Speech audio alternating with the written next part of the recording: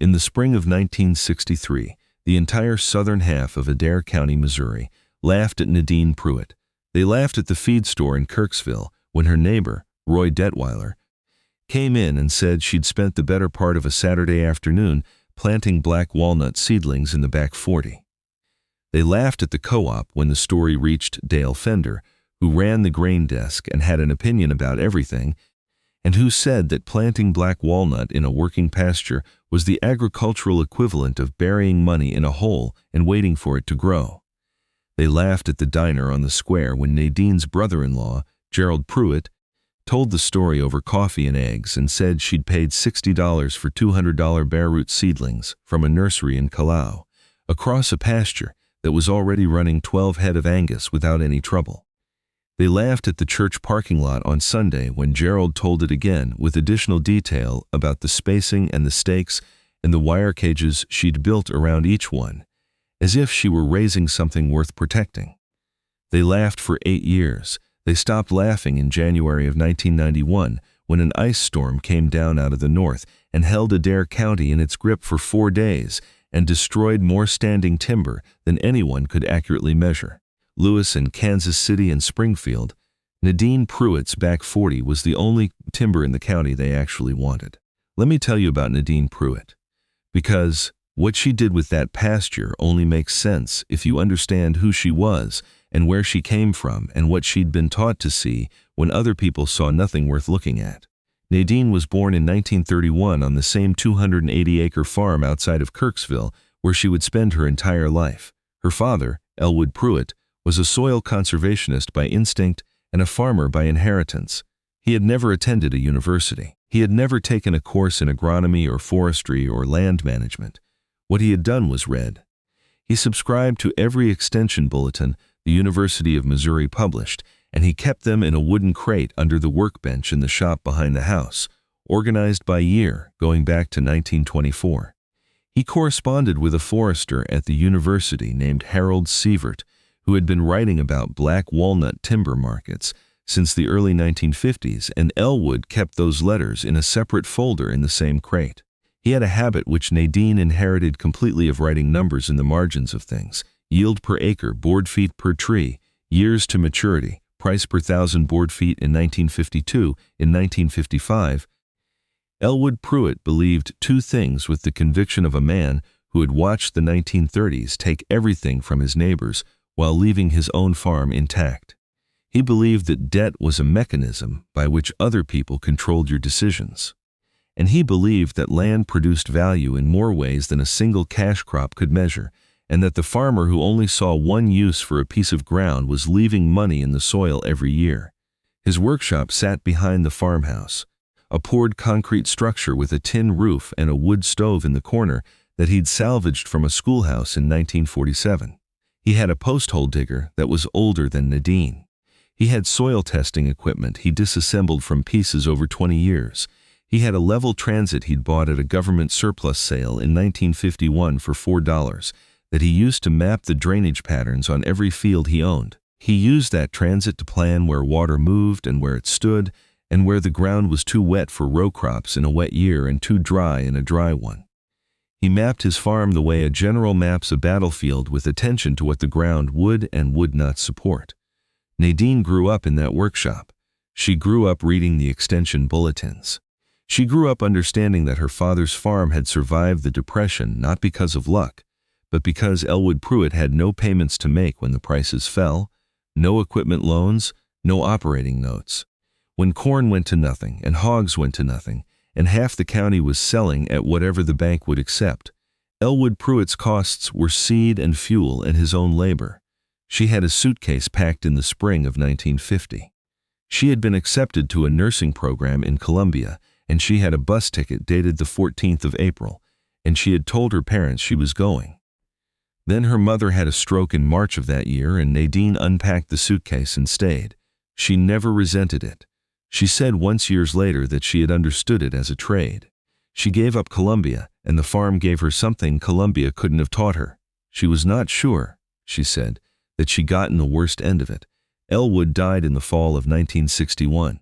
He left Nadine the farm with no mortgage, a savings account in Kirksville with $14,200 in it, his workshop with everything in it, and the wooden crate of extension bulletins under the workbench. He also left her the folder of letters from Harold Sievert at the university.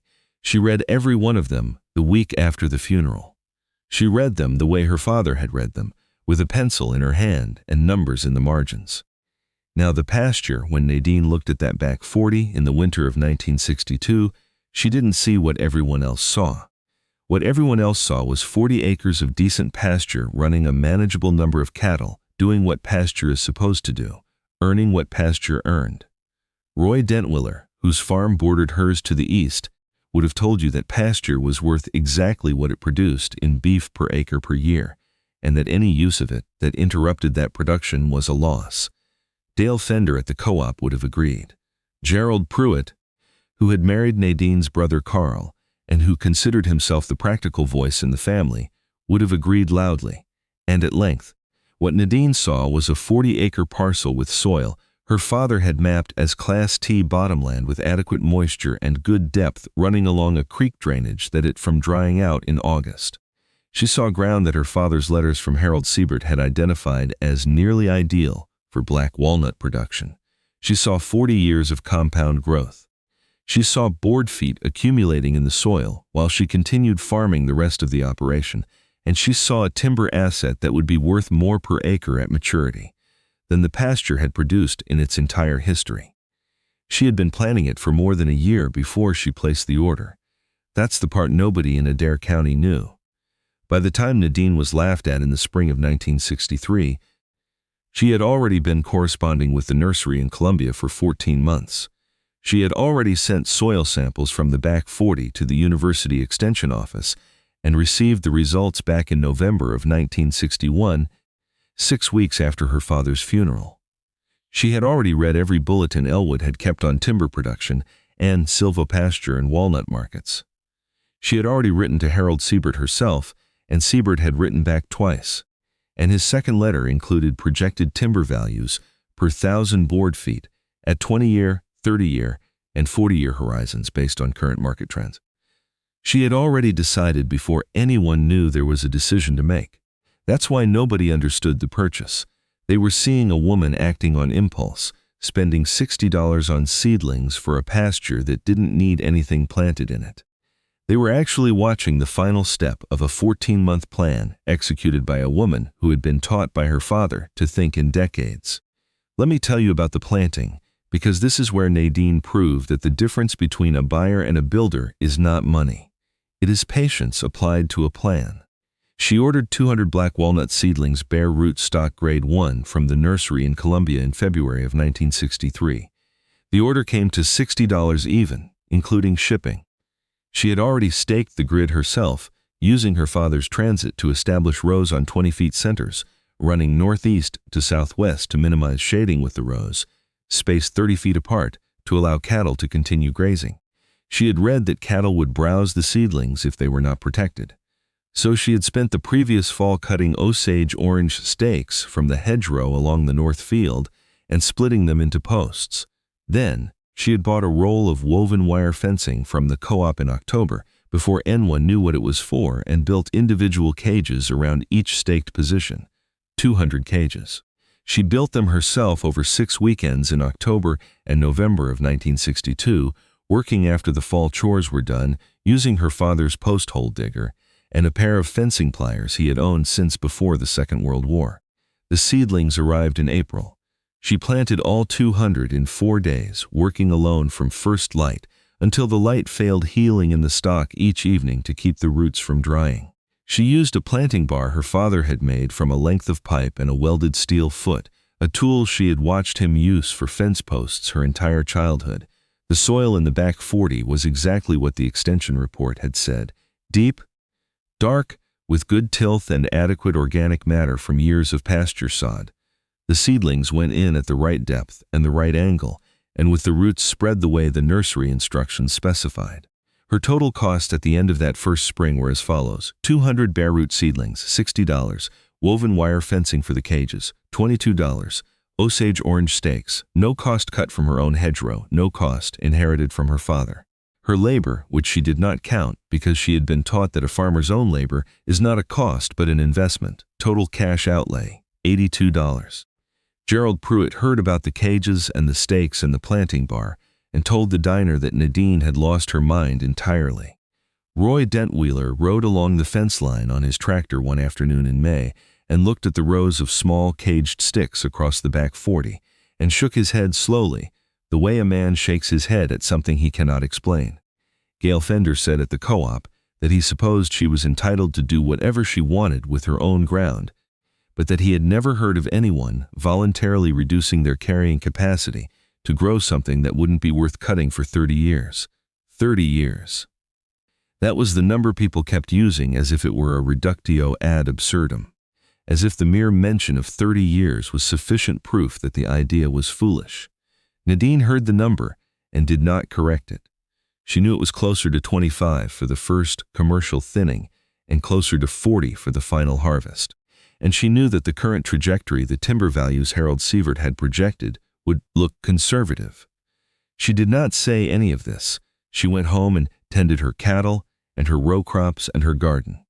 And she checked the walnut seedlings every week through the first summer, replacing the 4 that died with seedlings. She had heeled in as spares along the creek bank. He had 196 living tree established in her back 40, growing in straight rows on 20 feet centers, each one caged and staked and rooted in some of the best bottomland soil in Adair County. Let me tell you about what happened over the next 28 years. Because this is where the story stops being about black walnut trees and starts being about something else entirely.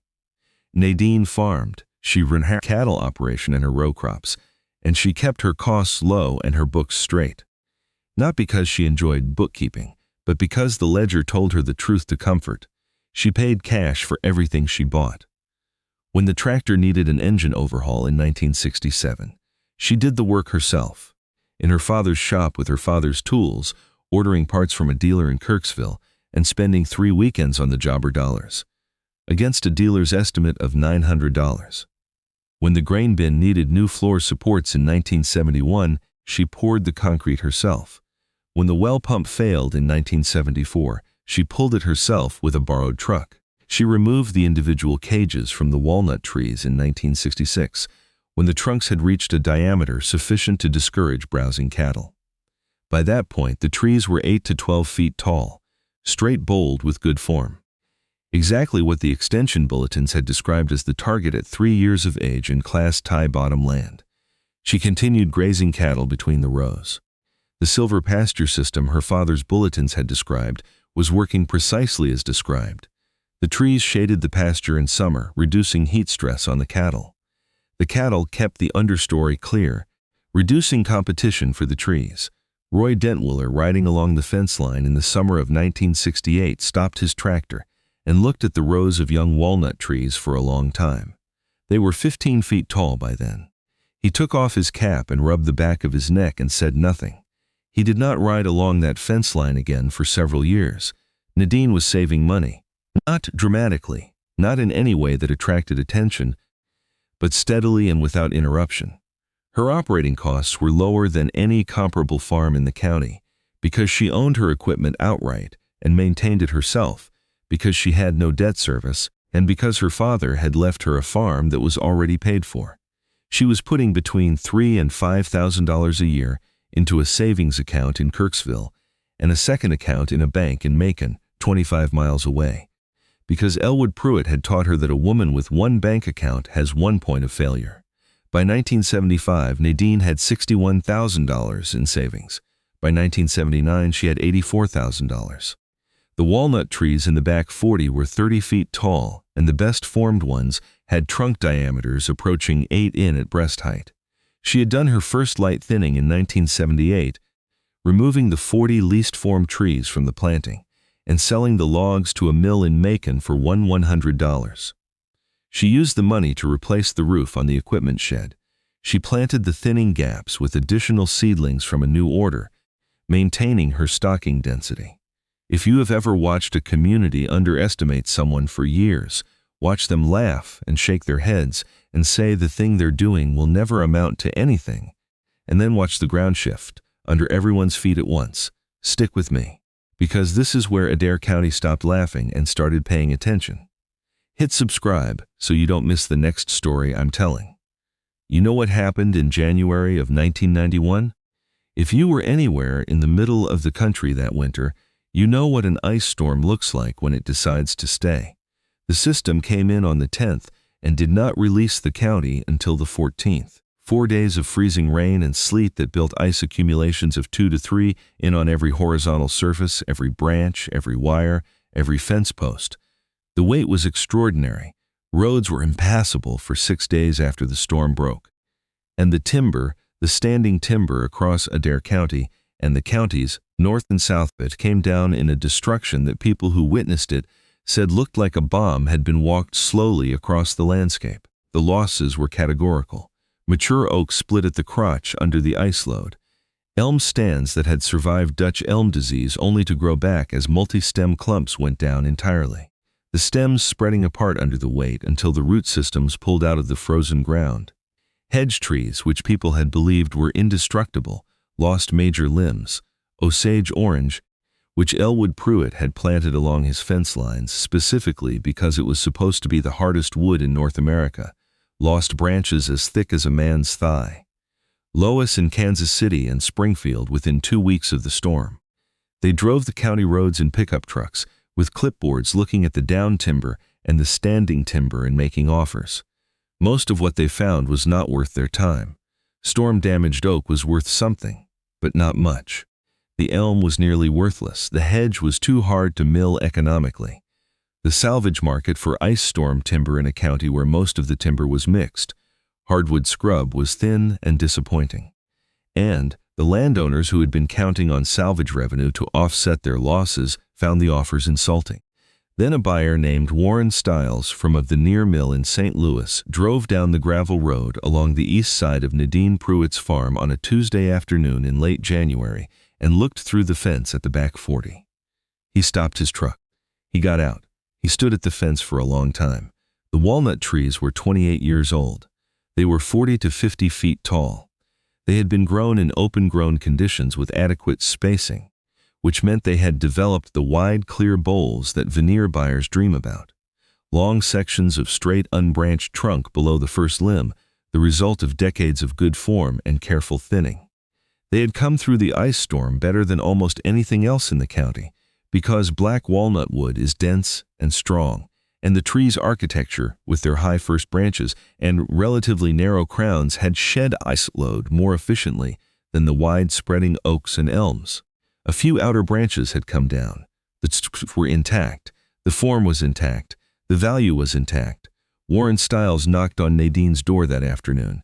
She was 60 years old. She answered the door in her work clothes and listened to what he had to say.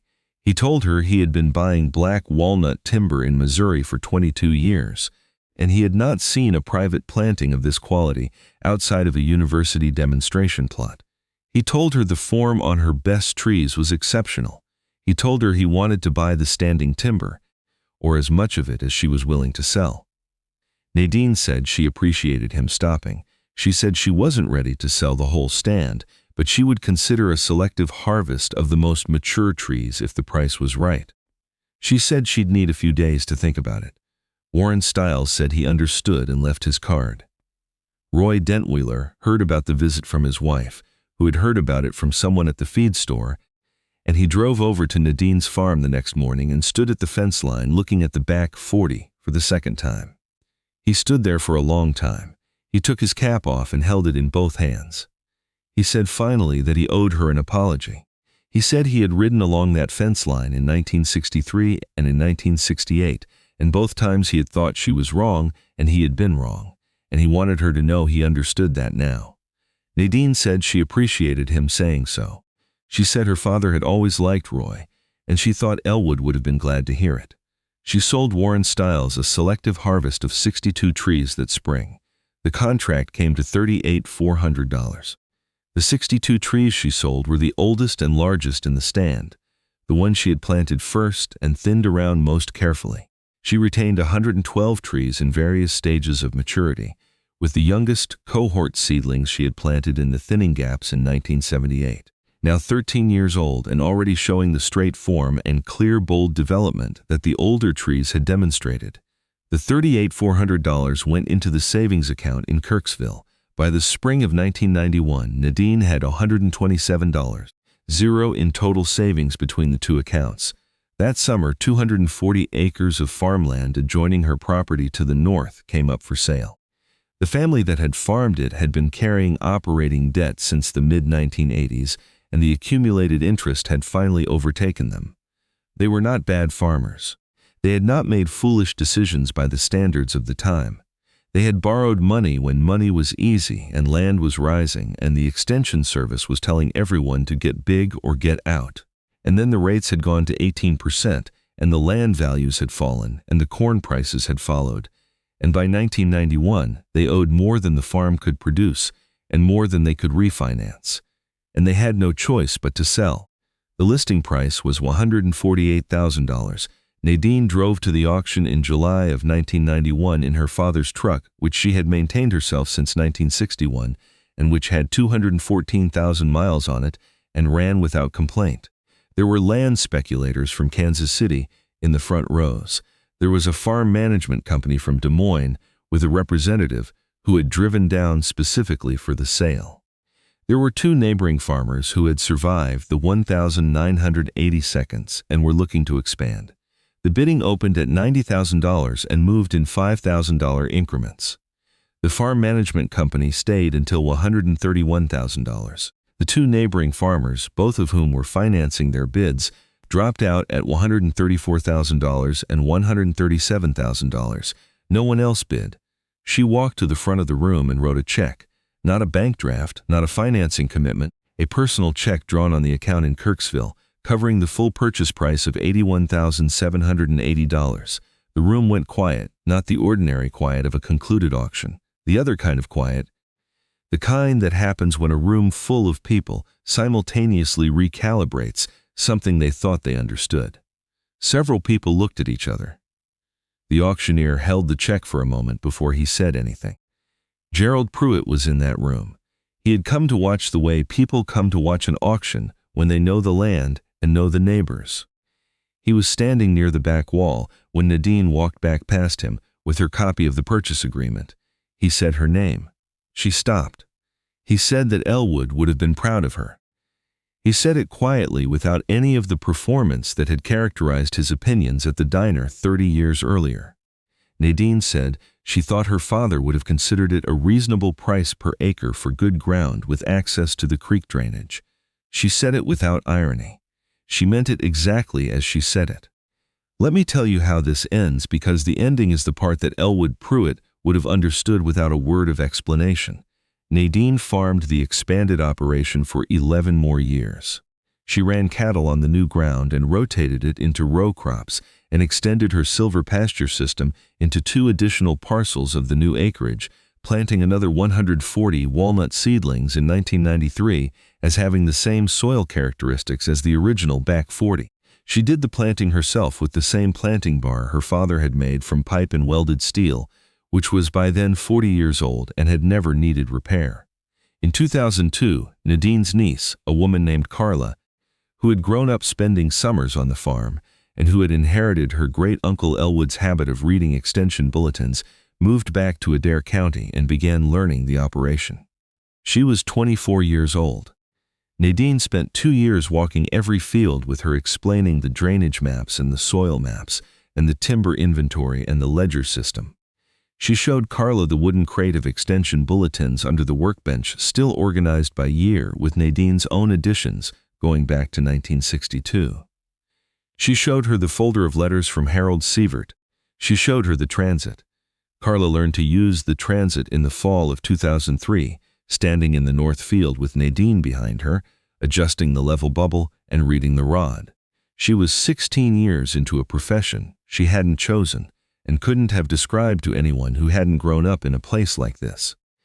And she was learning it from a woman who had learned it from a man who had bought a surveyor's transit at a government surplus sale in 1951.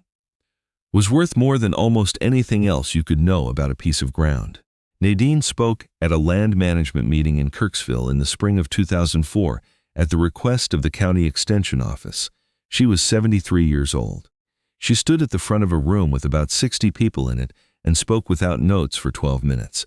She said that the back 40 had cost her $82 in 1963 and had returned $38,400 in a single selective harvest in 1991, not counting the cattle production from the same ground over the same 28 years. And not counting the 240 acres of additional farmland she had been able to buy with cash because she had kept her costs low enough for long enough that the money was there when the land came available. She said that people had laughed at her for planting trees in a pasture, and she understood why, because the return on the investment was not visible for 28 years, and most people could not hold a plan in their minds for 28 years. She said she had been able to hold it because her father had taught her to think in the same units of time the trees themselves used, and that this was the most valuable thing he had left her, more valuable than the farm and more valuable than the savings. She said that a paid-for farm and a paid-for timber stand are the only things a bank cannot take from you, and that everything else is just borrowing time. Roy Detweiler was in the room. He was 71 years old, and he had been farming the same ground east of Nadine's property since before she had planted the first walnut seedling. After the meeting, he found her near the door and told her that he had driven along her fence line in 1963 and again in 1968, and both times he had thought she was wrong. He said he had been thinking about it for 40 years, and he still was not sure he would have had the patience to do what she had done. Nadine said that patience was not quite the right word for it. She said it was more like arithmetic. She said that if you knew what the ground would produce, and you knew what the market would bear, and you did the multiplication across the time horizon, the answer was not a matter of patience. It was just a matter of reading the numbers correctly and then doing what the numbers said. What do you see when you look at a pasture? Most people see what it's producing. Right now, this year, this season. Nadine Pruitt saw what it could produce in the 41st year if you planted the right thing in the right ground and left it alone long enough to become what it was going to become. $82, a bare root order from a nursery in Colombia, and a planting bar made from pipe. The back 40 that nobody wanted, planted by the woman nobody understood until the ice came down and the veneer buyers drove the county roads and stopped their trucks at only one fence line in all of Adair County. That's the difference between someone who farms what they have and someone who builds what they need.